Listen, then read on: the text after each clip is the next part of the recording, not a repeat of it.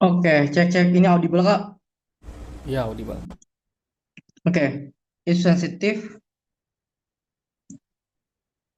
Sebentar ya Kak, lihat emosi dulu deh. Oke, ini masih audible nggak kayak antara aku deket lagi deh. Aman, aman. Oke,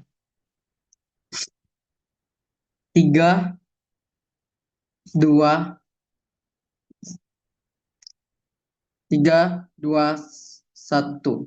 Maraknya komersialisasi ini lahir atas insentif pemerintah, insentif perusahaan, swasta maupun negeri untuk perusahaan dunia dan negeri yang berkecimpung dalam dunia entertainment melihat bahwa isu ini sedang viral dan ini sedang menjadi trending serta pusat diskursus masyarakat dalam konteks masyarakat sosiokultural. Artinya komersialisasi ini hadir karena ingin mendapatkan profit, ingin mendapatkan keuntungan. Tapi permasalahannya adalah ketika keuntungan ini hadir, artinya prinsip apa ya, prinsip simbiosis mutualisme kepada masyarakat yang adalah atau kelompok sosial yang sebenarnya secara inherently memiliki hak untuk mendapat hak identitas kolektif mereka itu direbut tanpa ada mutuali eksklusif untuk mendapatkan, untuk memberdayakan kelompok mereka, untuk menciptakan ekonomi kreatif kepada mereka, itu sama sekali tidak memberikan dampak benefit apapun untuk keberlanjutan dan juga kelestarian dari bentuk-bentuk budaya ini di status quo. Ada dua konteks. Satu, kenapa fashion alternatif ini ada dan pembedanya dengan fashion yang ada di status quo? Tiga hal. Satu, fashion alternatif itu adalah bentuk kontradiktif dengan budaya yang telah tersetting dalam konstruksi sosial masyarakat. Bagaimana faktualisasinya? Perempuan dan gerakan feminis selalu selalu dicap dan juga diekspektasikan, distandarisasi bahwa kamu harus menggunakan pakaian yang warna pink, pakaian yang sangat lemah lembut karena merepresentasikan diri kamu. Namun ini bermasalah ketika ada perempuan yang ingin menjadi maskulin juga seperti laki-laki yang memakai warna hitam. Mereka akan distigmatisasi dan mereka dihakimi, bahkan mereka dialienasi. Artinya ketidaksetaraan gender dalam representatif mereka inilah yang membuat mereka pada akhirnya mencari tempat untuk mereka pemberdayaan, yaitu tempat fashion alternatif. Kedua, komersialisasi artinya identitas ini akan diperdagangkan menjadi komoditas dunia entertainment untuk demi kepentingan ekonomi, karena saya rasa ketika ambisi untuk ekonomi itu telah hadir, artinya keseimbangan sosial, ekosistem sosial dan juga keberlanjutan bagi kelompok ini pada akhirnya akan terdestruktif di sisi oposisi. Beban oge sederhana. Kenapa kita akan menyesali maraknya? Artinya kita mau tidak ada maraknya. Artinya sudah seperti yang ada di status quo saja. Yang kita inginkan adalah pemberdayaan dan juga keberlanjutan dari kelompok ini. Namun apa yang akan jelaskan dari oge? Berama, kami akan jelaskan bahwa satu, ini adalah bentuk kultus komunitas terhadap gerakan sosial atau gerakan-gerakan sosial. Artinya ini bukan hostile culture atau bukan budaya-budaya yang trending aja, tapi ini telah mengakar kuat di tengah masyarakat sekarang. Karena karena yang pertama, yang kedua, kayak bentuk hostile culture. Artinya budaya ini telah menjadi representatif atas urgensi yang mereka miliki. Apa urgensinya? Pertama adalah ekspresi diri yang harus ekspresi diri yang suka dengan fashion-fashion yang ada. Mereka mengkritisasi dan mengkritisasi budaya-budaya fashion yang sangat tidak aksesibel, budaya-budaya sangat berlandaskan kepada bahan-bahan yang branded dan sebagainya. Artinya ini menciptakan frugal living atau hidup yang sederhana melalui bentuk-bentuk ekspresi dari misalnya baju-baju yang disobek dan sebagainya. Saya rasa budaya ini telah ada misalnya di Fashion Week Citayam misalnya, karena kita pahami bahwa negara-negara yang melakukan ini biasanya negara berkembang dan juga negara maju, karena simply mereka menghargai dan juga toleransi terhadap fashion ini. Namun ketika dikomersialisasi, kenapa ini buruk?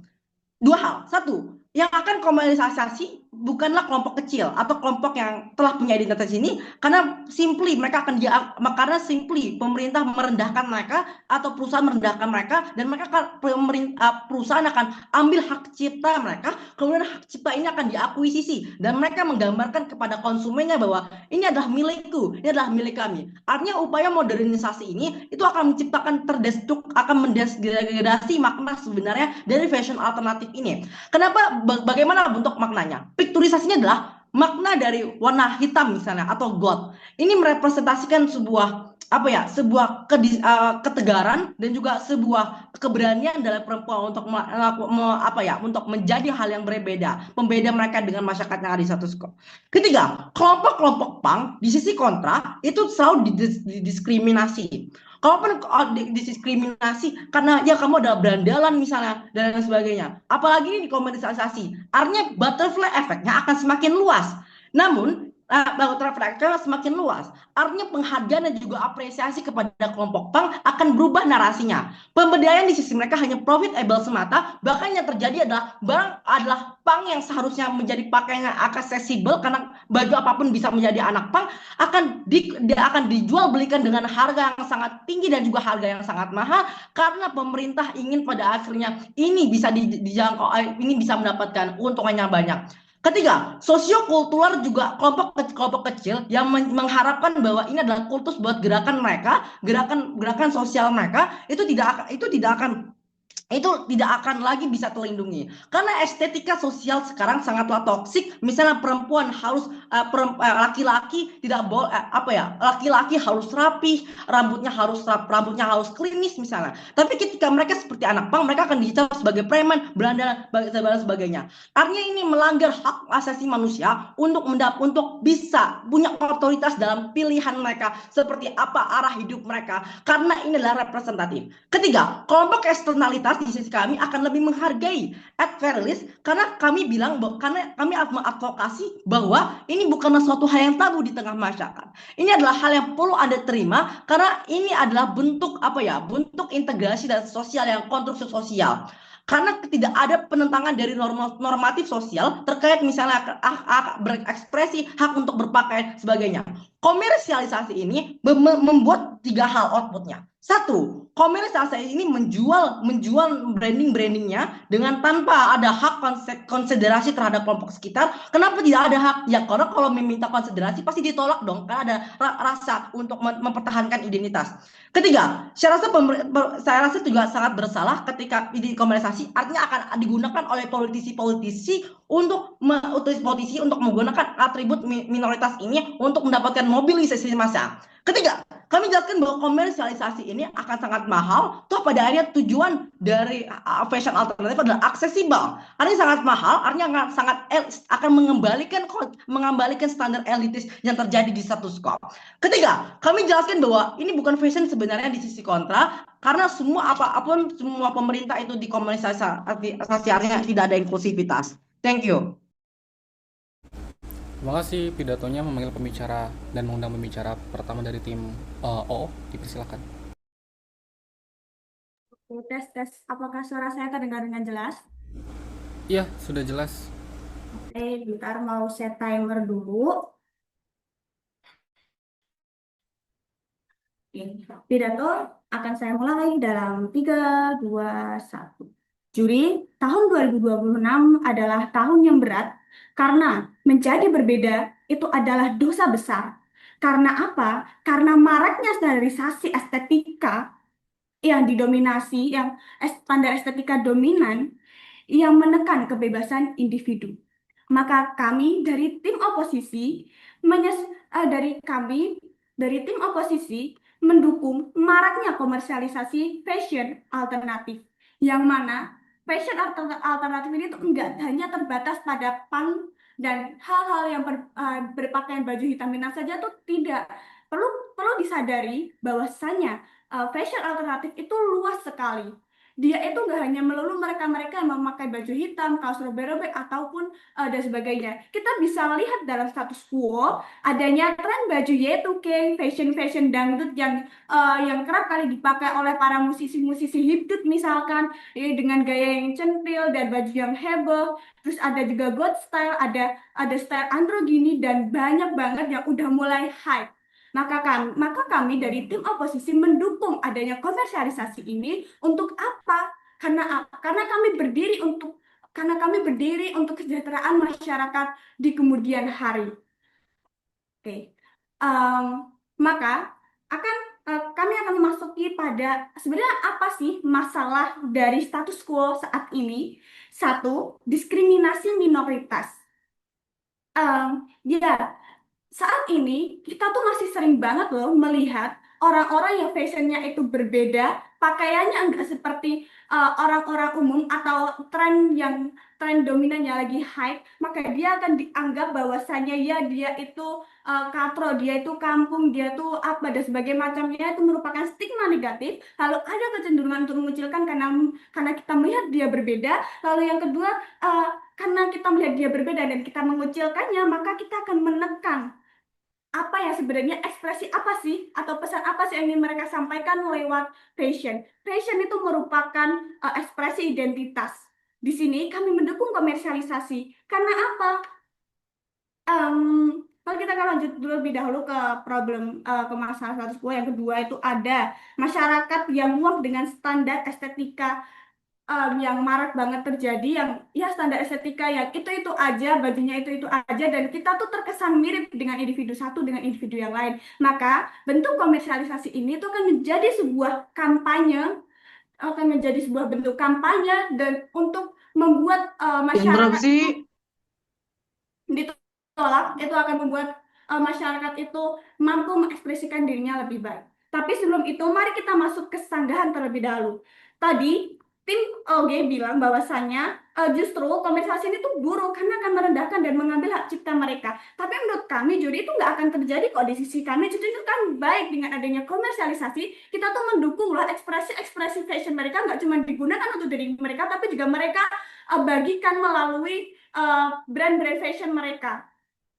Ini akan baik di sisi konsumen dan juga produsen karena ketika komersialisasi ini terjadi maka ya konsumen yang memiliki style yang mirip itu dia akan lebih mudah mengakses style tersebut karena ya kami tahu itu nggak semarak itu saat Interupsi. ini dan juga ditolak dan juga dari sisi produsen itu juga akan baik. Kenapa? Karena ya mereka itu punya kesukaan pada style tersebut tapi mereka nggak cuma menikmati tapi mereka juga buka untuk masyarakat orang-orang lain yang punya style yang sama untuk menggunakan style yang mirip agar ya itu Interupsi.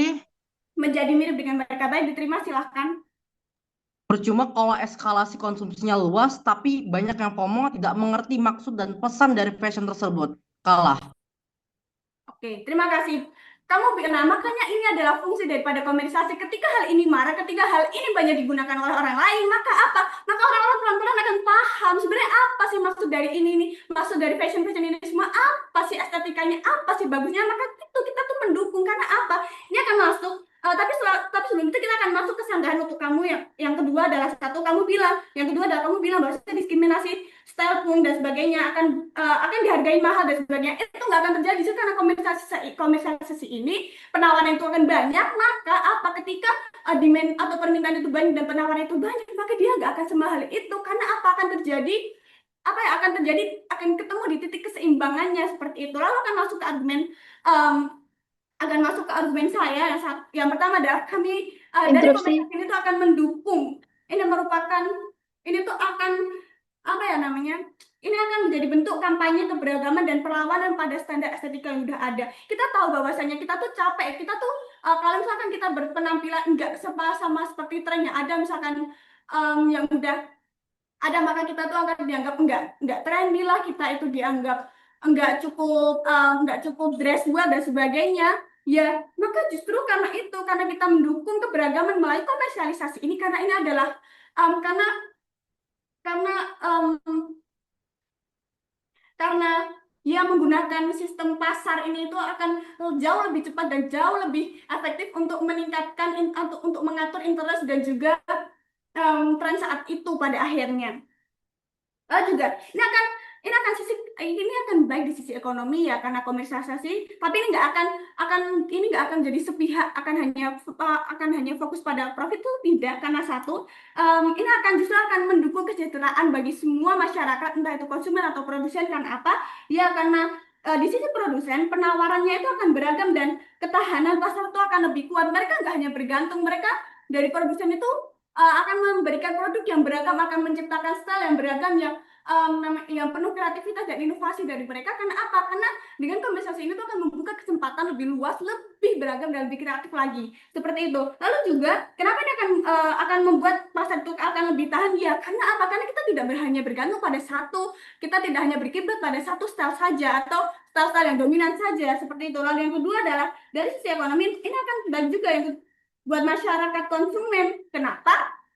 Ya karena mereka-mereka yang memiliki interest di situ, mereka tuh merasa terjembatani, merasa oh karena aku suka ini sekarang akhirnya di Indonesia tuh udah ada. Tadinya aku lihat ini tuh cuma di Jepang-Jepang aja, tapi sekarang di Indonesia udah ada loh. Gara-gara produser-produser udah pada bikin karena trennya udah naik gara-gara komunikasi ini. Oleh karena itu, em, kami dari tim oposisi mendukung adanya komersialisasi ini karena ini merupakan bentuk kampanye dan juga mendukung keberagaman dan juga merupakan bentuk perlawanan kami terhadap standar yang mengikat, menekan dan juga membelenggu masyarakat secara luas. Oleh karena itu kami bangga menjadi tim oposisi. Terima kasih.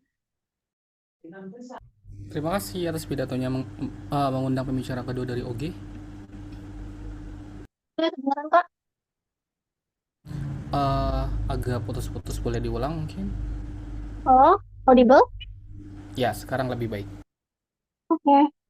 Mungkin aku bakal bahas isu sensitif, aku bakal nyebut satu kelompok, tapi ya ini gambar representasikan diri aku sepenuhnya.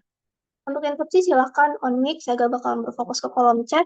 Aku bakal menerima interupsi di menit kedua sampai menit keempat. Aku mulai dalam hitungan 3. Bentar, bentar Kak, ini timernya error, bentar. 3,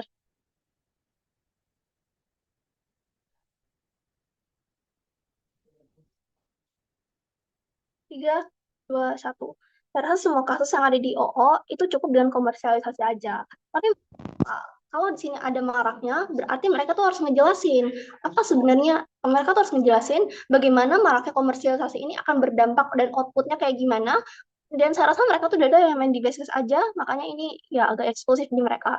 Tapi beberapa respon independen. Satu, sebenarnya saya bingung sama kasus yang di bawah OO yang bilang bahwa pada akhirnya ketika maraknya komersialisasi ini ada, ini bakalan nyiptain harga yang lebih murah di masyarakat. Justru saya balik argumennya. Dalam ilmu ekonomi, ketika permintaan itu tinggi, makanya stok barang itu menjadi sangat terbatas. Artinya adalah orang-orang yang soal aksesibilitas ini jauh lebih buruk di sisi mereka, karena in the end of the day orang-orang itu bakalan sangat sulit untuk ya karena ada persaingan pasar dan sebagainya. Artinya adalah bentuk-bentuk fashion seperti ini menjadi sangat eksklusif di status quo. Azam udah jelasin dari tadi, udah keluar-keluar, kalau pada akhirnya gerakan-gerakan inilah yang menjadi bentuk kritik di masyarakat terhadap dunia fashion misalnya. Nanti saya akan jelasin juga dalam bingkai. Tapi dua, tentang diskriminasi minoritas. Mereka mau kalau pada akhirnya dengan komersialisasi ini ada kelompok-kelompok marginalnya tidak akan didiskriminasi. Salah satu, pada akhirnya diskriminasi itu tetap ada karena kalau maraknya komersialisasi ini bentuk yang diterima di masyarakat itu hanya fashionnya aja. Artinya adalah diskriminasi terhadap pandangan mereka terhadap isu-isu yang akan mereka suarakan itu akan tetap ada di status quo. Dan kalau mereka bilang, dan saya rasa sangat tidak mungkin bagi masyarakat untuk belajar pesan di balik fashionnya, karena pahamin dulu di status quo pada akhirnya masyarakat itu masih sangat anti terhadap orang-orang seperti ini. Artinya adalah kalau mereka suka fashionnya aja, mereka akan likely untuk ikutin aja, tapi mereka gak tahu sebenarnya apa yang disuarakan oleh orang-orang marginal ini. Makanya pesan-pesan yang disuarakan oleh mereka itu tidak akan pernah tersampaikan karena isunya terovershadow oleh industri-industri yang ingin mendapatkan keuntungan atau sebagainya. Tapi selanjutnya, kedua batch di OO dan OG saya rasa itu mau pada akhirnya melindungi aktor rentan ini, tapi caranya aja yang beda. Saya akan masuk nanti akan saya bahas di penimbangan. Tapi soal aksesibilitas itu ada dua hal. Satu, saya rasa untuk kamu bisa diterima di masyarakat dengan fashion seperti itu, dan ketika kamu punya pemikiran yang sama dengan orang-orang marginal ini, kamu akan sangat likely diterima oleh komunitas. Artinya adalah gini, untuk menyuarakan isu-isu kamu tuh gak perlu maraknya komersialisasi ini. Artinya kamu hanya cukup mencari komunitas kamu aja yang sesuai dengan pandangan kamu, makanya isu-isu kamu itu bisa didengarkan. Justru compare di sisi mereka, karena misalnya maraknya komersialisasi ini ada, inilah yang pada akhirnya menjadikan masalah yang ada di status quo atau suara-suara mereka itu tidak pernah didengar sama sekali, karena berfokusnya itu hanya di fashionnya aja, hanya di profit orientednya aja. Makanya Tapi akan saya bahas juga gimana pada akhirnya orang-orang marginal ini tidak akan pernah mendapatkan, kalaupun memang iya maraknya komersialisasinya ini ada, orang-orang termarginal ini tidak akan pernah benar-benar mendapatkan.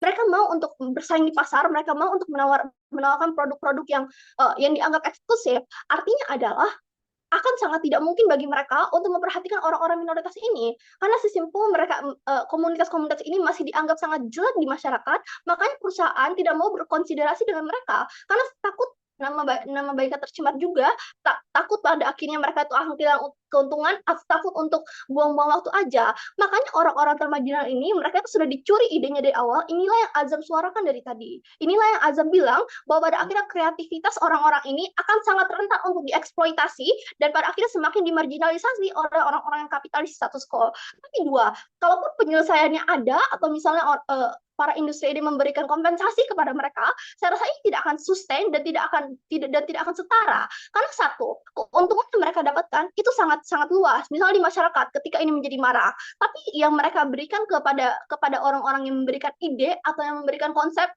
dari kritik sosial ini itu tidak akan sama aja, karena gini ya, mereka itu mau pada akhir suara untuk didengar. Artinya prasyaratnya perusahaan itu harus bikin kebijakan baru untuk pada akhirnya orang-orang yang membeli produknya harus tahu juga pesannya apa. Inilah yang tidak pernah dijelaskan dan tidak eksklusif di COO dari tadi. Tapi beban pembuktian. Satu, kenapa ini tidak dapat justifikasi? Pada akhirnya karena komersialisasi ini ada dan tren di status quo, masyarakat itu jadi mengabaikan pesan di baliknya. Artinya adalah misalnya mereka para aktor-aktor ini ingin menyuarakan tentang idealisme mereka, tentang perasaan yang ada di dalam jiwa mereka melalui ekspresi make up misalnya atau dari ekspresi berpakaian mereka. Artinya adalah perasaan mereka itu udah mereka suarain misalnya di media sosial atau misalnya di komunitas mereka, misalnya di demo di masyarakat dan sebagainya. Kenapa mereka ini tidak pernah didengar? Karena simple, satu, mereka tuh masih dianggap sebagai orang-orang yang spesial atau orang-orang yang caper aja. Artinya adalah kalau komersialisasi fashionnya aja nih perhatiin, itu gak akan selikely itu untuk mencapai apa yang benar-benar mereka mau. Justru di sisi kita mau untuk pada akhirnya isu-isu ini didengarkan dulu, mindsetnya diubah dulu, degradasinya gak ada dulu, makanya setelah itu baru ada komersialisasinya. Tapi di sisi kita, komersialisasi itu akan tetap ada. Ini simetris di status quo. Kita nggak mau ini marak terjadi aja karena ini menciptakan ketimpangan dan sebagainya antara pencipta ide dan pada akhirnya industri-industri seperti ini. Tapi dua, kalau komersialisasi ini ada di status quo, saya rasa eksploitasi terhadap orang-orang marginal ini menjadi sangat buruk atas beberapa hal. Subkultur ini lahir dari komunitas yang mencari tempat aman, yang mencari tempat suara mereka didengarkan pada akhirnya. Tapi gini, saya rasa orang-orang yang punya komunitas-komunitas seperti ini itu punya pada akhirnya profit oriented sendiri. Misalnya ketika mereka menyuarakan ide mereka, akan banyak orang yang tertarik untuk join dan mereka mendapat keuntungan dari situ. Artinya kalau komersialisasi ini diambil alih oleh industri, ini akan merugikan mereka sendiri dan mereka itu adalah aktor yang tidak sangat capable untuk pada akhirnya melawan ketimpangan ini. Prasyarat di sisi OO, kamu harus jelasin gimana pada akhirnya aktor yang termarginal ini bisa melawan pada akhirnya. Tapi yang selanjutnya, penimbangan. Kenapa OOG itu lebih unggul dari semua batch? Best case-nya di OO dan CO, misalnya mereka bilang komersialisasi ini bakalan menormalisasi subkulturnya dan inilah yang menjadi normalisasi, saya bilang enggak. Karena ketika subkultur itu sejati itu lahir dari solidaritas sosial, tapi ketika aksesibilitas itu dibuka bagi semua orang, artinya untuk kamu proses mekanisme untuk kamu belajar apa arti di baliknya itu gak akan ada. Tapi dua, kalaupun ada ini tidak akan sustain karena yang kamu ketahui itu belum sebanyak itu dan pada akhirnya kamu hanya dengar isu aja dari masyarakat, makanya gagal menjadi OG. Terima kasih atas pidatonya. Mengundang pembicara kedua dari OO, dipersilakan.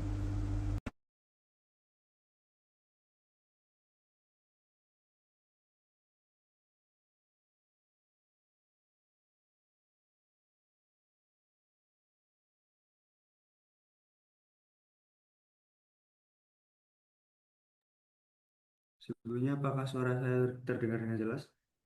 Iya, terdengar. Oke, Juri saya akan mulai berbicara dari 3, 2, 1. Oke, saya akan mulai dari eh, bantahan saya. Yang pertama terkait dengan mutualisme, simbiosis mutualisme, yang itu antara pihak yang berkomersil dengan pihak asli yang memiliki culture tersebut. Sebuah mutualisme itu tidak selalu hubungan timbal balik dengan hal yang sama, seperti misal pihak komersil beruntung terkait dengan finansial dan lain-lain, dan untuk pihak yang memiliki culture atau yang memiliki budaya tersebut dari fashion tersebut tidak harus berorientasi pada keuangan juga, tetapi juga mereka mendapatkan keuntungan bahwasanya mereka lebih dikenal oleh masyarakat luas dan mereka bisa dibilang mereka akan menghilangkan status mereka sebagai orang-orang yang dikucilkan karena semakin banyak orang yang mengetahui bahwasanya fashion seperti ini emang umum atau lumrah digunakan pada kalangan di zaman ini. Selanjutnya, komersialisasi yang tadi disebutkan terkait dengan perusahaan-perusahaan besar. Di sini komersialisasi itu adalah suatu bentuk pengenalan atau suatu bentuk penghapusan stigma masyarakat pada fashion tertentu tersebut. Yang mana yang awalnya jika fashion-fashion seperti yang dilakukan oleh kaum-kaum minoritas, itu mereka akan jika dengan adanya komersialisasi ini, mereka akan menimbulkan stigma masyarakat bahwasanya kaum-kaum tersebut adalah bukan kaum-kaum minoritas yang pantas untuk didiskriminasi, tetapi ternyata fashion-fashion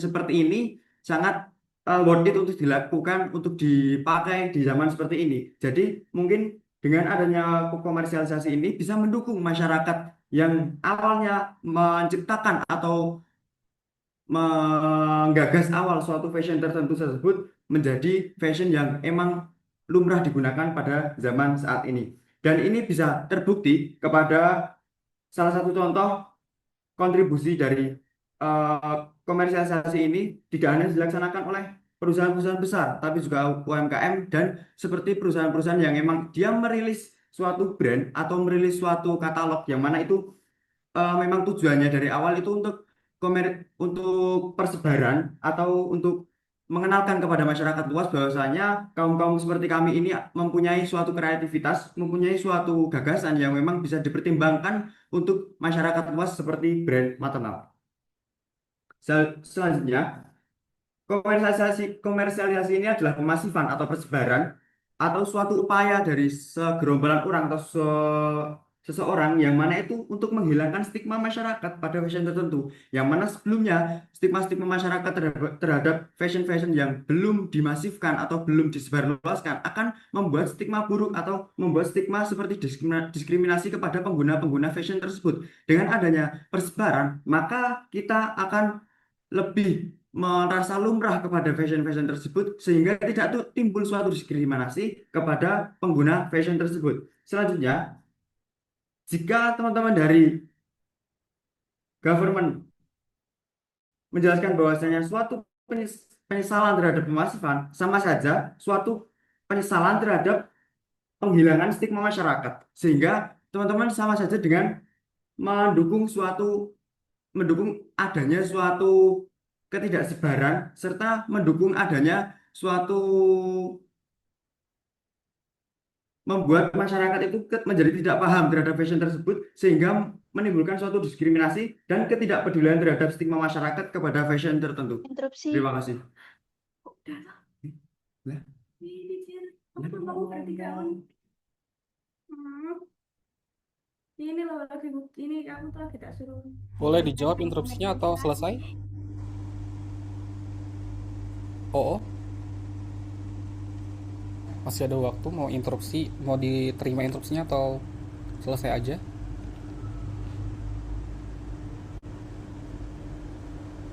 Oke, aku asumsikan selesai ya. Oke, terima kasih atas pidatonya. Kita masuk ke pembicara pertama dari tim penutup pemerintah atau CK. Cek, apakah suara saya terdengar? Terdengar. Sorry Kak, di sini hujan. Jadi kalau misalnya nanti tiba-tiba jaringannya hilang atau nge-lag gimana itu, tolong dikasih tahu ya. Oke. Oke. Eh, sebentar, memulai debat dalam dalam 3, 2, 1. Fashion adalah bagaimana kamu membawa diri kamu, memperlihatkan diri kamu, dan merepresentasikan diri kamu. Dan ini seharusnya hadir karena pemahaman yang mendalam, karena atas apa yang kamu pakai pada akhirnya. Itulah kenapa subkultural ini hadir. Mereka mungkin hadir dari identitas ekspresi, atau mereka sebagai bentuk resistensi terhadap norma yang mengikat di masyarakat. Misalnya, punk yang mendukung kebebasan, bagaimana mereka menginginkan kebebasan kepada setiap orang dalam berpakaian, atau gotik yang merepresentasikan bagaimana kecintaan atau kesukaan mereka terhadap ekspresi yang tidak terlalu disukai oleh mayoritas, yang tidak pernah digeneralisasi oleh mayoritas. Itulah kenapa ini buruk. Mari bahas debat opening. Juri, saya rasa kasus OG itu sayangnya dismisif banget beberapa kasus OO. Karena saya rasa memang benar apa yang dibawakan oleh OO dengan mungkin maraknya komersialisasi ini bakal tetap ada pasar. Jadi yang murah yang mahal bakal tetap ada pasarnya dan lain sebagainya. Itulah kenapa ekstensi CG akan menjelaskan kenapa sedari prinsip ini tidak akan pernah disetujui dan tidak akan diikuti oleh masyarakat-masyarakat yang termarginalisasi atau subkultural itu untuk didukung pada akhirnya. Tapi kasus OO sebenarnya bagus banget juri menjelaskan kepada Anda bagaimana subkultural ini mau untuk stigma terhadap masyarakatnya itu hilang dan lain sebagainya. Masalahnya adalah esensinya tidak dapat dikontrol oleh tim oposisi dalam debat ini, dan ini yang jahat sebenarnya. Karena pemaknaan yang sebenarnya ingin dicapai oleh kedua tim oposisi akan hilang, dan saya akan jelasin dalam argumen saya. Terkait clash kreativitas yang dibawakan oleh OG dalam debat ini, saya rasa ini tidak terlalu relevan dalam debat ini, karena saya akan jelasin kenapa ini lebih baik di sisi CG pada akhirnya. Tapi juri, ini yang buruk sebenarnya dari maraknya komersialisasi. Karena saya rasa ekspresi orang-orang seperti ini, misalnya orang yang punk, gotik, dan lain sebagainya, itu terlalu digeneralisasi Dewan Juri yang terhormat. Itu akan buruk untuk Anda dukung. Karena berarti di sisi oposisi, itu kita melegalkan segala hal untuk mendapatkan ini. Ini bergantung dengan permintaan dan penawaran yang ada di pasar dan lain sebagainya. Ini selalu berujung kepada permintaan dan penawaran yang ada di masyarakat. Ini yang buruk Dewan Juri yang terhormat. Karena ketika ini menjadi tren, fashion alternatif ini dapat berubah esensinya pelan-pelan karena menyesuaikan pasar yang masif. Ini sekaligus lebih eksklusif daripada OG karena kami menjelasin bagaimana proses kapitalisme ini terlihat. Karena contohnya, sekarang aja kan ada ya pang model yang lebih klasik dan lain sebagainya atau gotik yang tidak segotik itu pada akhirnya. Ini yang pelan-pelan berubah karena pasar, karena permintaan yang sangat masif yang terjadi di sisi oposisi dalam debat ini. Karena ini adalah proses yang tidak terkendali dan liar, saya bilang juri, ini yang buruk untuk Anda dukung. Karena pada akhirnya Anda tidak bisa mengontrol interpretasi setiap orang, atau tidak bisa mengontrol bagaimana tren ini bakalan berjalan dan lain sebagainya. Itulah kenapa maraknya komersialisasi ini buruk untuk Anda dukung. Tapi pertanyaannya muncul kan, apakah di sisi CG tetap ada komersialisasi? Tetap ada. Di sisi kita tetap bakalan ada komersialisasi, tapi kita nggak mau marak. Yang kita mau adalah orang yang pakai punk atau pakai fashion model gotik dan lain sebagainya, itu adalah mereka yang benar-benar paham dengan esensi apa yang sebenarnya dibawakan oleh tren tersebut dan lain sebagainya. Kita mau menghormati identitas yang dipegang secara kolektif oleh subkultural ini dan lain sebagainya di status quo. Itulah kenapa ini penting dan baik untuk Anda dukung di bawah sisi CG. Tapi kenapa ini harus disesali Dewan Juri yang terhormat? Karena ini adalah mosi tren. Apa sih sebenarnya yang telah terjadi dengan tren ini? Satu, saya rasa pemaknaan yang bergeser. Masalahnya adalah ini kan hadir dari ekspresi diri ya. Bagaimana kamu menolak norma yang destruktif untuk orang-orang termarginalisasi seperti ini dan lain sebagainya.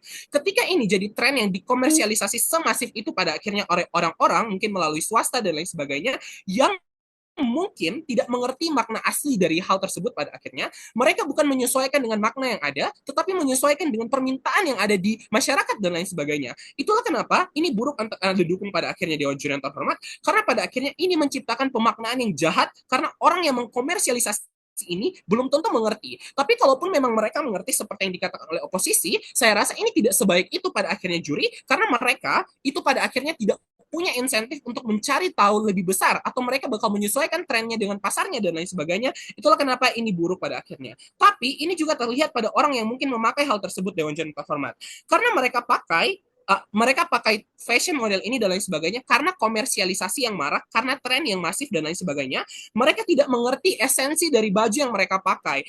Contohnya, mereka tidak mengerti esensi dari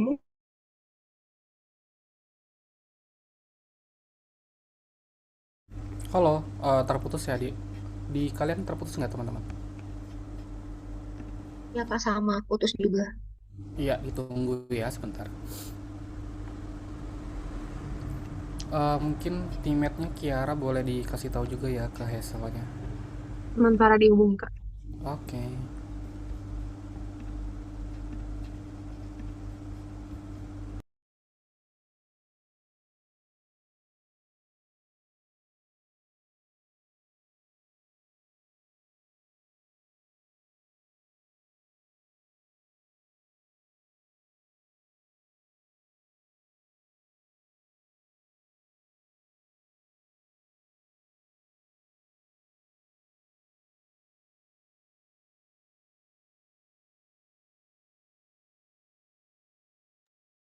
Ini udah mau balik.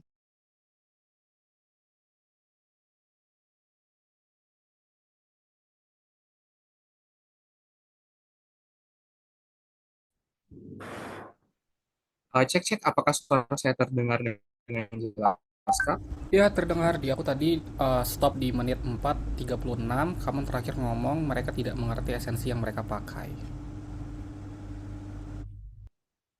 Oke, sorry banget Kak, soalnya di sini hujan jadi jaringannya mungkin jadi jelek. It's okay, it's okay. Sorry Kak, tadi sampai di mana ya? Aku lupa. Sampai mereka tidak mengerti esensi yang mereka pakai. Melanjutkan debat dalam 3, 2, 1. Itulah kenapa ini buruk Anda dukung juri, karena pada akhirnya mereka tidak mengerti esensi apa yang mereka sebenarnya pakai dan lain sebagainya. Tapi mungkin memang datang dari oposisi, oh mereka bisa cari tahu dan lain sebagainya. Tapi masalahnya, ini kecil kemungkinannya Dewan Jurnal Terhormat. Nggak semua orang mau untuk mencari tahu pemaknaan dari hal tersebut pada akhirnya. Karena ini tren, pada akhirnya orang-orang tidak terlalu peduli dengan apa yang melatar belakang itu terjadi dan lain sebagainya karena mereka ini merasa ini tren yang masif jadi kita harus ikuti tren ini atas insentif mungkin ikut-ikutan dengan orang-orang lain dan lain sebagainya. Itulah kenapa ini buruk untuk Anda dukung karena pemaknaannya hilang. Mungkin ada pemaknaannya bakal bergeser juga menyesuaikan pasar yang ada atau menyesuaikan apa yang dibawakan oleh si ya swastanya dan lain sebagainya atau bagaimana pasar yang melihat hal tersebut dan lain sebagainya. Dari sisi insentif orang-orang yang bekerja di sana atau insentif dari si subkultural ini bakal lebih buruk pada akhirnya karena ini tidak sesuai dengan interest atau kepentingan mereka. Tapi kedua tentang asosiasi tren Dewan Jurnal Terhormat. Ketika fashion ini hadir, berarti kamu akan diasosiasikan dengan aliran subkultural tersebut dan lain sebagainya. Itulah kenapa masyarakat yang di gray area akan bertanya apa esensi dari baju Robert Probek misalnya atau apa esensi dari make up putih misalnya di status quo dan lain sebagainya. Ini buruk untuk Anda dukung karena subkultural ini jubah jahat jauh dari terhormat. Karena ini tren, orang-orang tidak punya insentif mungkin sebanyak itu untuk mencari tahu bagaimana ini adalah hal yang baik dan lain sebagainya atau bagaimana ini mendatangkan pemaknaan yang baik pada akhirnya. Karena yang diperdulikan oleh orang-orang seperti ini bukan pemaknaan pada akhirnya tapi apakah ini keren atau tidak, itulah kenapa ini buruk. Ini yang buruk Dewan Jurnal Terhormat. Karena ini tren pada akhirnya gak semua orang punya insentif untuk cari tahu hal tersebut dan lain sebagainya karena mungkin mereka merasa ini keren dan lain sebagainya atau mereka merasa simpelnya tidak terasosiasi dengan subkultur tersebut dan lain sebagainya. Ketika kita dukung hal tersebut dampaknya lebih besar Dewan Jurnal Terhormat karena ini bakal merusak esensi awal dari subkultural ini hadir. Karena esensi awalnya tentang mendobrak norma-norma sosial yang ada atau melawan norma-norma sosial yang ada, bakal bergeser jadi tren yang hilang dan lain sebagainya. Itulah kenapa tren maraknya komersialisasi ini buruk. Karena esensinya hilang Dewan Jurnal Terhormat pelan-pelan. Interupsi.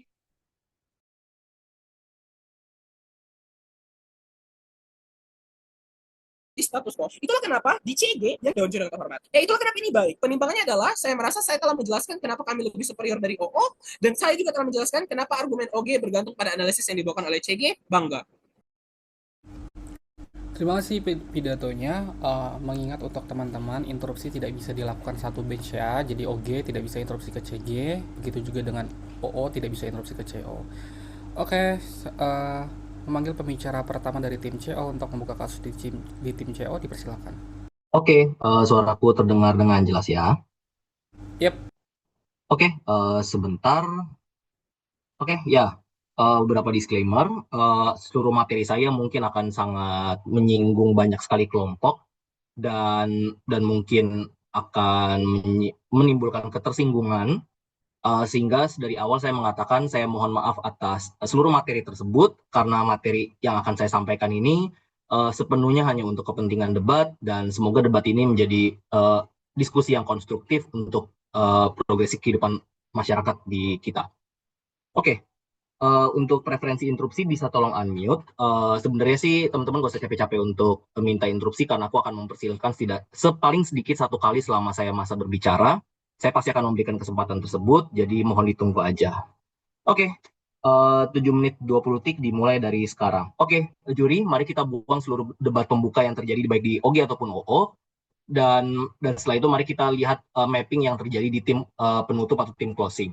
Oke, ada beberapa sanggahan independen dan sisanya akan terintegrasi dengan argumentasi dan analisis kami.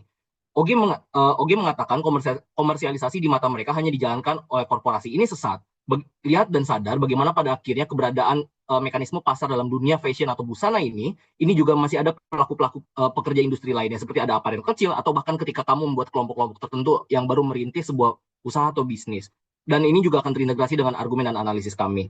Pembicara pertama tim OG mengatakan bahwa hal ini akan dipakai bahwa keberadaan busana ini harus disesali karena ini akan digunakan untuk tujuan politik dan ini buruk karena hanya akan ikut-ikutan dan tidak memahami esensi. Kami katakan hal ini malah bagus. Kami akan flip logika dasar ini dengan contoh paralel. Pimpinan atau pejabat yang menggunakan baju pang selama masa kampanye untuk tujuan pencitraan, hal ini akan sangat bagus. Bagaimana akhirnya satu dia mencitrakan bahwa dirinya mewakili kelompok-kelompok marginal. Ini akan memberikan pesan bahwa dia siap untuk ditagih kontrak sosialnya kepada konstituen ataupun masyarakat yang dia kampanyekan. Pembicara kedua tim OG mengatakan akan terjadi sebuah eksploitasi pasar. Kami katakan bahwa hal ini sangat normal menurut hukum pasar, dan hal ini akan terintegrasi dengan analisis hukum pasar kami. OO mengatakan kesadaran isu yang ada di status quo masih belum terbangun, ataupun juga hal ini bisa menjadi bentuk kampanye. Tapi masalah terbesarnya adalah dari awal P1 dan P2 mereka sama sekali tidak menjelaskan bagaimana proses ini bisa terjadi dan mengapa hal ini penting. Hal ini akan menjadi keeksklusivitas kami untuk menggambarkan debat ini supaya jauh lebih jelas dan kontekstual serta relevan. Oke, mari kita lihat bagaimana mappingan di tim CG. Pembicara pertama tim CG mengatakan bahwa komersialisasi ini mengecilkan pencitraan kelompok masyarakat yang marginal karena adanya fusion atau gabungan atau sintesis dari mode busana. Kami katakan bahwa ini nggak apa-apa karena akan tetap memberikan sebuah kesadaran kelas, dan ini juga akan terintegrasi bagaimana aspek integrasi budaya yang akan terjadi di sisi kami. Kalaupun kamu mengatakan bahwa orang ikut-ikutan ini buruk karena nggak paham budaya ini, menandakan kamu begitu segregatif atau diskriminatif terhadap orang-orang yang tertarik terhadap sebuah kebudayaan, ini malah justru artinya kamu penghambat sebuah kesadaran isu sosial kelas marginal, dan ini sangat jahat. Argumen mereka tidak ada bedanya dengan mengatakan bahwa baju rilisan Adidas yang terakhir yang dengan menggunakan mode tang atau baju orang-orang Cina ini tidak boleh dipakai oleh orang kulit putih atau kulit hitam karena mereka ikut-ikutan, mereka tidak paham budaya orang-orang Cina dan bagaimana orang Cina hidup. Sedangkan isu sentimen orang Cina terhadap atau orang-orang Asia ini sangat tinggi. Di sana kami rasa dengan menggunakan mode pakaian subkultur lain menunjukkan kamu sangat inklusif dan peduli terhadap kelompok dan budaya orang lain. Kami sangat mengkutuk argumen dari CG. Oke, mari sebelum masuk ke setup, silakan interupsi. 3, 2, 1. Berarti di sisi kamu identitasnya akan terdestruktif karena akan dijadikan alat politisasi kampanye sehingga aktornya akan tereksploitasi yang punya identitas. Thank you. Oke, ini gunanya dengarkan analisis saya terlebih dahulu. Mari kita masuk ke dalam setup. Mari kita gunakan masuk ke dalam setup kami. Pertama, komersialisasi. Komersialisasi adalah upaya untuk mendapatkan keuntungan melalui hasil bisnis. Yang melakukan ini bisa dilakukan oleh kelompok manapun. Ini merupakan sebuah natur atau naluri manusia, bukan, untuk bertahan hidup melalui berbagai cara mendapatkan keuntungan seperti bisnis yang fair misalnya. Hal ini dilakukan karena dalam setiap sebuah kegiatan membutuhkan sebuah kapital ataupun modal untuk menciptakan sebuah barang. Jika yang diinginkan oleh tim pemerintah adalah tidak boleh ada komersialisasi, kami rasa orang-orang lebih baik minta baju-baju tersebut kepada kelompok yayasan sosial yang memang kerja dan program mereka dalam melakukan bagi-bagi baju. Mari kita lihat kondisi subkultur. Bagaimana akhirnya subkultur ini, kita harus lihat karakterisasinya adalah mereka menyuarakan dan mencerminkan kondisi kelompok masyarakat yang termarginalkan. Artinya kami berhasil memflip ini bagaimana kelompok karakterisasi kelompok marginal ini memang jumlahnya sangat sedikit sehingga perlu untuk diperjuangkan. Bagaimana akhirnya kelompok subkultur ini menyuarakan isu-isu sosial yang sangat terhubung atau relate dengan mereka atau kelompok tertentu. Dan bagaimana akhirnya semua isu-isu ini bisa disuarakan secara efektif melalui hal-hal yang sifatnya subliminal atau terselubung melalui atribut yang melekat di masyarakat. Misalnya seperti lagu ataupun dalam konteks dalam debat ini seperti busana ataupun fashion. Lihat bagaimana akhirnya contoh paralelnya Dono yang merupakan komedian di masa awal-awal di akhir Orde Baru yang juga merupakan dosen sosiologi UI menggunakan kaos yang isinya tulisan kritik terhadap Orde Baru selama masa demonstrasi yang terjadi pada akhir-akhir masa kejatuhan Orde Baru, dan ini berhasil menimbulkan kesadaran mahasiswa untuk sadar dan turun ke jalan untuk bersuara menyuarakan menggulingkan pemerintahan. Atau kita lihat bagaimana status quo yang ada yang terkait dengan sebuah pasar. Kita harus paham dulu bagaimana debat ini deadlock bermula dari bagaimana ketiga tim sama sekali tidak paham mengenai situasi pasar. Pahami juri bahwa situasi dunia fashion ini masih bersifat sangat sempurna. Bagaimana akhirnya bagi kelompok korporasi aparel kecil atau bahkan perorangan yang ingin menyediakan busana-busana tersebut ini masih sangat terbuka dan tidak ada larangan. Bagaimana negara bedanya misalnya contoh industri perminyakan yang hanya dimonopoli oleh pemerintah misalnya. Lihat bagaimana misalnya di sisi korporat misalnya ada level Balenciaga atau Uniqlo yang menjual alternative fashion yang seperti stretch fabric ataupun oversize model dan lain-lainnya. Ataupun ada para aparel lokal seperti ada Peter Says Denim atau apapun yang kamu bisa namai aparel yang indie ini. Ini artinya siapapun ini membuktikan bahwa siapapun masih bisa untuk bergabung di pasar ini. Dalam konsep pasar, ada hukum permintaan dan penawaran dan juga kemampuan beli. Pada prinsipnya adalah ketika kamu tidak mampu untuk membeli barang mahal tersebut ataupun mode dengan harga semahal tersebut, kamu dapat mencari substitusi lainnya atau pengganti lainnya dengan harga yang mampu kamu beli. Jangan tiba-tiba kamu datang dan bilang, oh kalau gitu ini akan menimbulkan isu berikutnya seperti ada pinjol dan lain-lain. Kami rasa itu sudah keluar dari konteks perdebatan karena itu sudah ranah kepada wealth management atau kemampuan membeli barang. Oke, masuk ke dalam analisis inti. Dua hal. Mengapa komersialisasi subkultur atau fashion alternatif ini akan tetap eksis di tengah komersialisasi? Ini hanya pilihan untuk orang untuk memilih menggunakan yang mana. Pilihan orang akan terdiferensiasi dari kemampuan daya beli orang tersebut, akan ada segmentasi pasar. Kalau kamu mampu beli barang, ya beli aja. Kalau misalnya nggak mampu untuk beli barang semahal itu, kamu bisa menyesuaikan dengan harga-harga yang tersedia. Kalaupun aparel kecil mau komersialisasi ini wajar karena ini adalah sebuah proses bisnis yang normal. Kalau proses kamu mungkin akan datang dan mengatakan bahwa ini akan terjadi sebuah proses gentrifikasi. Kami rasa ini akan pada akhirnya tetap mengempower pengusaha lokal atau alternatif lainnya. Ini juga akhirnya memflip argumen P2OG mengkhawatirkan terkait permintaan pasar yang meningkat. Masuk ke dalam analisis berikutnya, mengapa komersialisasi fashion alternatif memberikan kontribusi bagi progresi isu sosial di masyarakat. Isu busana merupakan industri fashion merupakan bagian dari industri kesenian di mana mode pakaian sangat mencerminkan gaya hidup dan budaya seseorang. Sebaliknya, dengan adanya komersialisasi ini bikin orang lebih mengenal keberagaman yang ada di masyarakat. Hal ini bisa berdampak pada dua hal.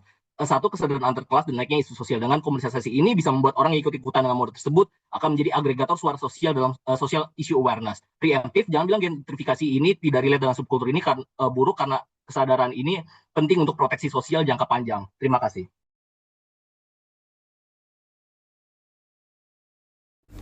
Oke, terima kasih atas pidatonya. Mohon untuk teman-teman memberikan interupsi dengan interval 15 detik ya setidaknya, agar tidak mengganggu pembicara yang sedang berpidato. Oke, memanggil pembicara kedua dari CG, dipersilakan. Boleh kedengaran jelas, Pak? Ya. Mungkin akan ada isu sensitif, jadi mohon maaf sebelumnya.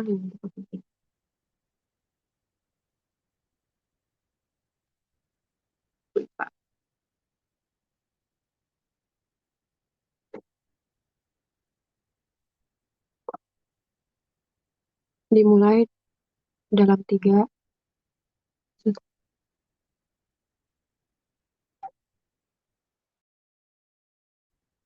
akan dimulai dalam 3, 2, 1. Maraknya komersialisasi menunjukkan berarti semakin banyak orang yang memperjualbelikan hal tersebut. Semakin banyak misalnya baju itu dengan gambar misalnya orang goth yang bernuansa hitam akan semakin masif ada di pasaran, itu akan dilihat oleh semakin banyak orang. Dan orang-orang yang menjualnya akan berlomba-lomba untuk menjualnya justru dengan harga yang paling murah. Dan bisa saja saya membelinya karena saya misalnya bosan melihatnya terus-menerus, dan pada akhirnya saya memakainya hanya karena itu murah di ojol yang terhormat. Tapi apakah saya mengerti, apakah benar-benar goth itu misalnya tentang suatu hal atau suatu isu sosial? Tidak, saya membelinya hanya karena murah. Itu yang terjadi ketika marak komersialisasi mengenai fashion alternatif ini akan marak terjadi.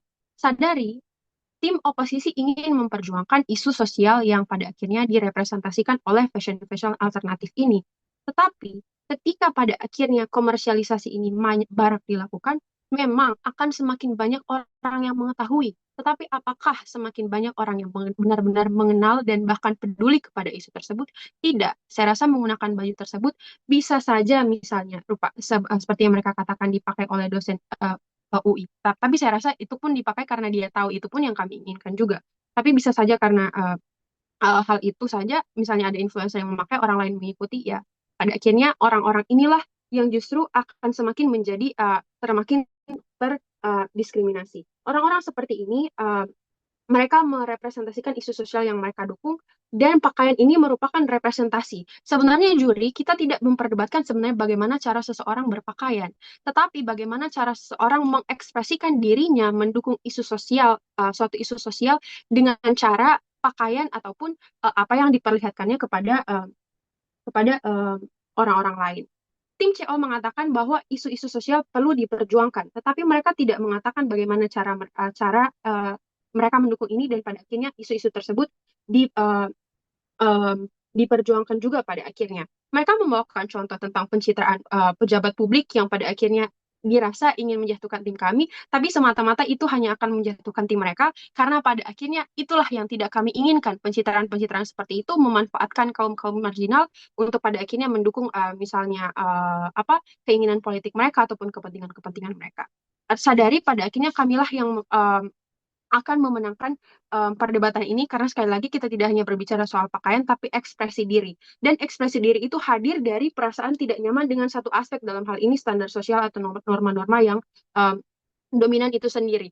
Kalau di sisi tim oposisi akan semakin marak komersialisasi dengan mekanisme yang saya katakan tadi, bisa saja semata-mata semakin semakin misalnya gelap pakaian yang dilakukan, mulai dari topi sampai kepada kaos kaki dan riasan atau tatanan yang semakin gelap.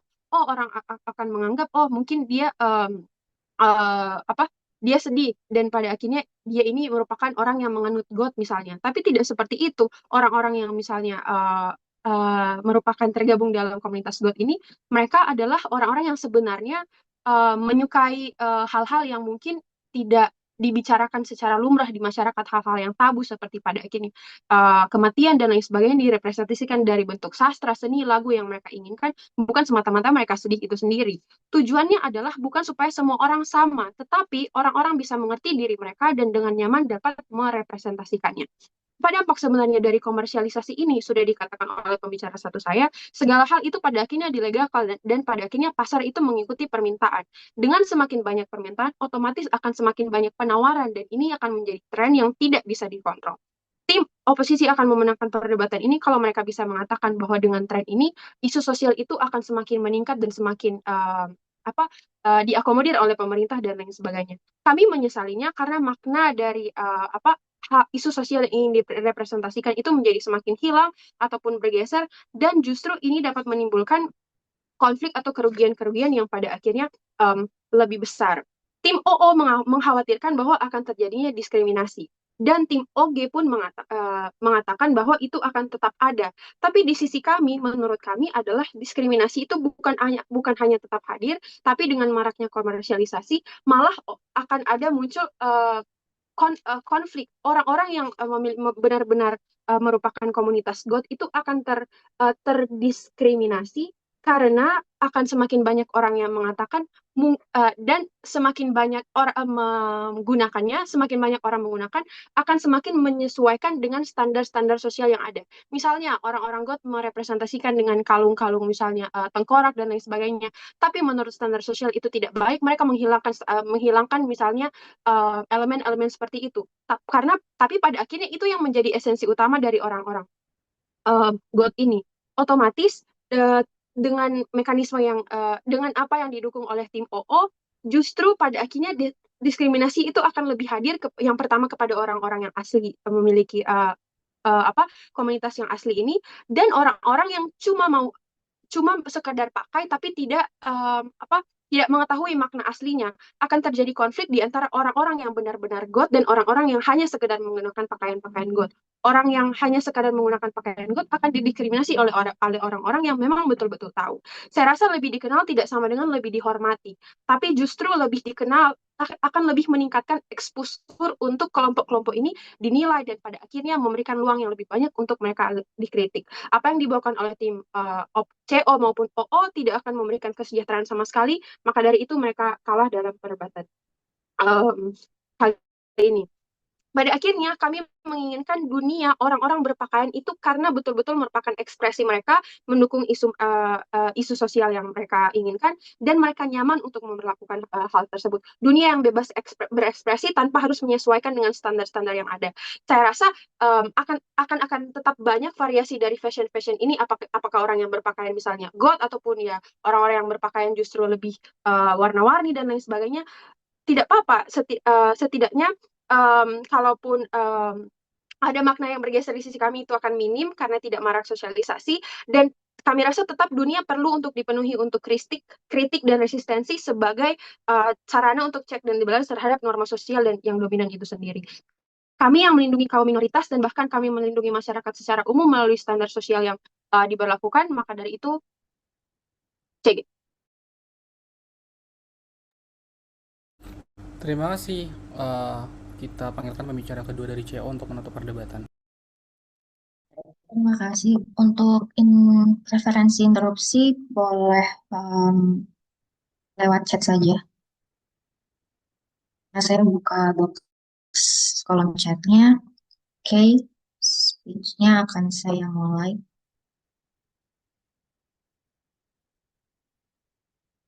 Dalam 3, 2, 1.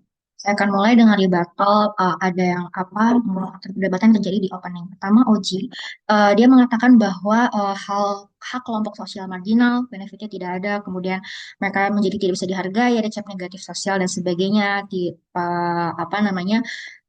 Justru dengan tidak ada komersialisasi, tidak ada cap negatif. Justru ini tidak signifikan terjadi karena kedua sisi, baik itu ada komersialisasi atau maraknya komersialisasi, atau bahkan tidak ada maraknya, hal cap negatif mungkin akan selalu ada. Dan komersialisasi akan bisa, tapi di dunia kita, maraknya komersialisasi ini akan menjadi proteksi sosial. Mengapa? Karena akan meminimalisir cap negatif dibandingkan ini hanya eksposisi digunakan oleh kelompok subkultur tertentu dan akan ada penerimaan yang besar.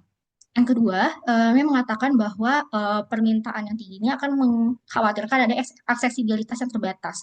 Justru ini aksesibilitas terbatas apabila terjadi ada monopoli. Justru hanya tidak terjadi di status quo sekarang. Karena misal contohnya ini contoh paralel, misalkan batik yang sudah dipakai oleh mayoritas dan ini sudah ada untuk menghargai budaya Indonesia, ada yang untuk produk mahal dan juga produk yang terjangkau dan itu masih banyak aksesibilitasnya. Kemudian kesimpulan apa yang dibawakan oleh OO, dia membawakan bahwa diskriminasi minoritas akan minimal karena lewat promosi yang luas dan sebagainya, tapi masih minim contoh dan apa yang dibawakan oleh kami. Kemudian rebuttal kepada tim CG.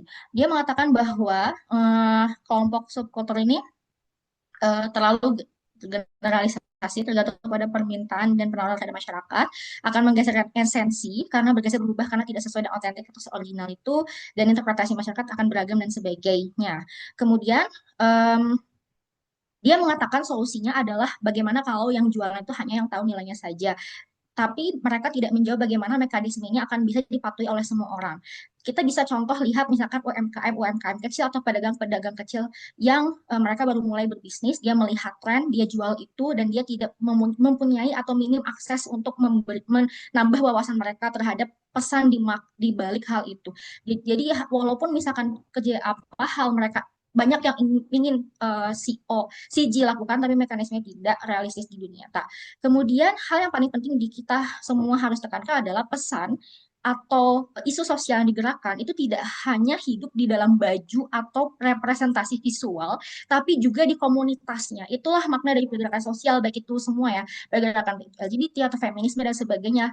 Percuma kalau misalkan kita pakai baju yang merepresentasikan gerakan sosial tersebut, tapi komunitasnya tidak digerakkan untuk mereka mempromosikan pesan yang ingin mereka sampaikan. Hal ini kita ingin menerima mengapa maraknya komersialisasi pada akhirnya akan menerima bahwa subkultur itu selalu berevolusi, bukan suatu krisis tapi menjadi bagian sejarah. Apa yang dibawakan oleh CG justru apa namanya gerakan sosial mereka tidak menjawab bagaimana pada akhirnya akan bisa efektif karena pengenalan atau penerimaan yang tidak luas, bagaimana para komunitas bisa meminimalisir stigma negatif dan sebagainya. Justru di kami, meskipun komunitasnya belum kuat sekalipun, penerimaan kita sudah ada menjadi proteksi Interupsi. sosial sehingga itu akan menjadi apa namanya hanya tugasnya komunitas untuk menggerakkan promosi dan sebagainya. Itu akan saya jelaskan dan juga kekhawatiran mereka apakah ini efektif tidak.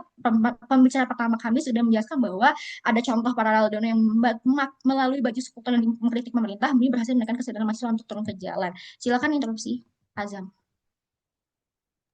Emang di sisi kamu ada yang mau beli bajunya ya? Kan nggak semua orang ngerti dari pesan dirimu, pesan dari komunitasmu. Oke, terima kasih. Kita bisa lihat bahwa sekarang banyak jaket-jaket punk dan juga orang sudah mulai bertato, sudah memakai rambut-rambut yang berikal dan sebagainya tanpa dipromosikan karena mereka melihat itu sebagai tren dan budaya dan keberagaman budaya. Saya lanjut. Clash utama yang diperdebatkan di sini adalah progres ekspresi di mana, apakah pesan yang akan tersampaikan pada akhirnya, mana yang bisa menawarkan protes sosial jangka panjang, kemudian yang kedua ada kekhawatiran muncul identifikasi atau tidak karena komersialisasi ini, dan yang kedua saya bahas tentang closing extension dari tim Sigi. Pertama, pergerakan fokus pada semata-mata hanya keuntungan finansial. Kita terima bahwa ini memang menjadi konsekuensi dari adanya komersialisasi, tapi di sisi bersamaan kita tidak bisa menghindari hal ini, oleh karena kita memperdebatkan di sisi mana benefit jangka panjang bisa tercapai dengan adanya revolusi ekspresi sosial tersebut.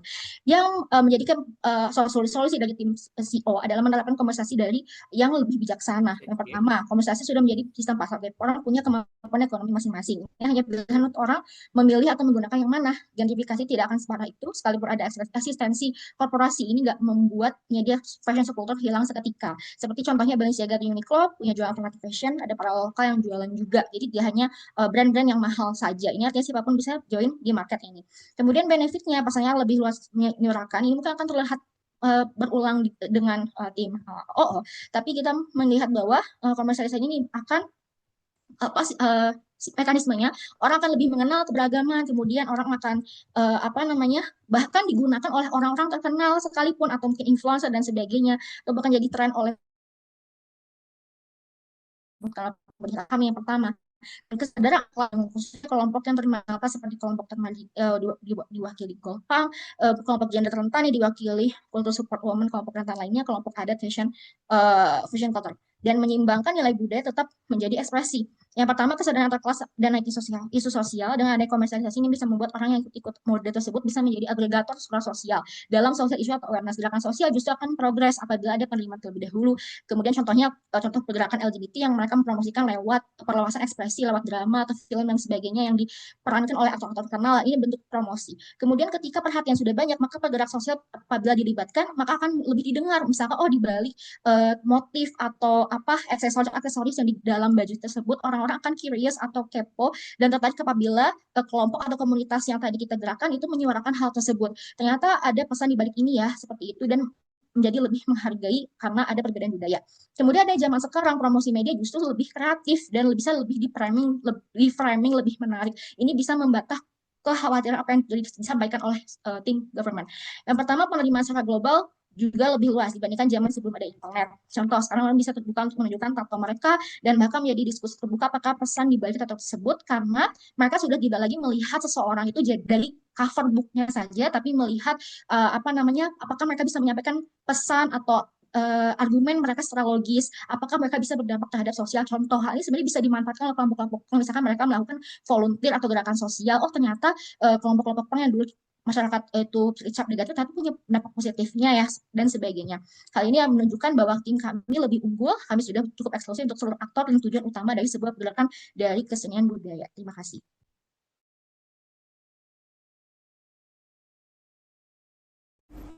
Oke, terima kasih teman-teman sudah berdebat. Akan ada penjurian verbal dari saya. Teman-teman silakan menunggu sekitar 10-15 menit ya. Boleh untuk sambil minum, sambil ya makan siang juga. Thank you.